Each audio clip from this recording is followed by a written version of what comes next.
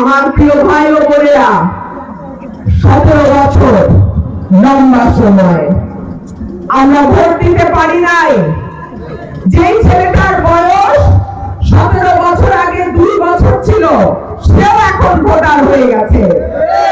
যেই ছেলেটার বয়স তখন 15-16 বছর ছিল, সে এখন 37-38 বছরের বয়স্ক মানুষ হয়ে গেছে, কিন্তু ভোট দিতে পারে নাই। আমাদের লড়াই এখনো শেষ হয় নাই। আমরা বাংলাদেশের মানুষের ভোটের অধিকার এখনো নিশ্চিত করতে পারি নাই। সুতরাং আমি আমার ভাইদের বলবো, লড়াইয়ের মাঠ কেউ ছাড়বেন না। এত বছর বিএনপির উপরে জেল, জুলুম, নির্যাতন, হামলা, মামলা কি না হয়েছে, আমরা কি দল ছেড়ে গেছি কেউ? সুতরাং এখনকার যে লড়াই, যে নতুন লড়াই এখন শুরু হয়েছে, কথায় কথায় বিএনপির দোষ ধরে, কথায় কথায় বিএনপি নাকি নির্বাচন করে। আরে বিএনপি তো গণতান্ত্রিক দল, বিএনপি তো কোনো আন্ডারগ্রাউন্ড পার্টি না। বিএনপি তো একমাত্র দল যার হাত দিয়ে অন্যান্য রাজনৈতিক দল বাংলাদেশে রাজনীতি করার সুযোগ পেয়েছে। বিএনপি শহীদ প্রেসিডেন্ট জিয়াউর রহমানের দল। যে শহীদ প্রেসিডেন্ট জিয়াউর রহমানের জন্ম না হলে বাংলাদেশ স্বাধীন হতো না। যে শহীদ প্রেসিডেন্ট জিয়াউর রহমানের জন্ম না হলে আমার প্রবাসী ভাইয়েরা বিদেশ থেকে টাকা পাঠিয়ে, রেমিটেন্স পাঠিয়ে বাংলাদেশের অর্থনৈতিক চাকা সচল রাখতে পারত না। যে শহীদ প্রেসিডেন্ট জিয়াউর রহমানের জন্ম না হলে কৃষি ক্ষেত্রে বিপ্লব হতো না।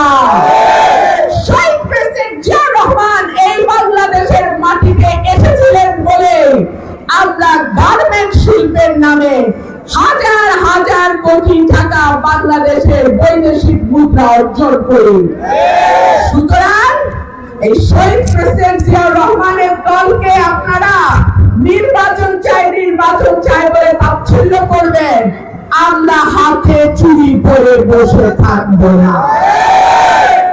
শেখ হাসিনাকে আমরা বিদায় করেছি, কোন অনির্বাচিত সরকার, কোন অনির্বাচিত গোষ্ঠী, কোন অদৃশ্য শক্তি যদি গণতন্ত্রের পথ বন্ধ করতে চায়, মানুষের ভোটের অধিকার নষ্ট করতে চায়, আবারও সেই জুলুমবাজির চিন্তা করে বিনা ভোটে মানুষের সমর্থন ছাড়া গদিতে থাকার চিন্তা করে, তাদেরকে হুঁশিয়ার সাবধান করে দেন।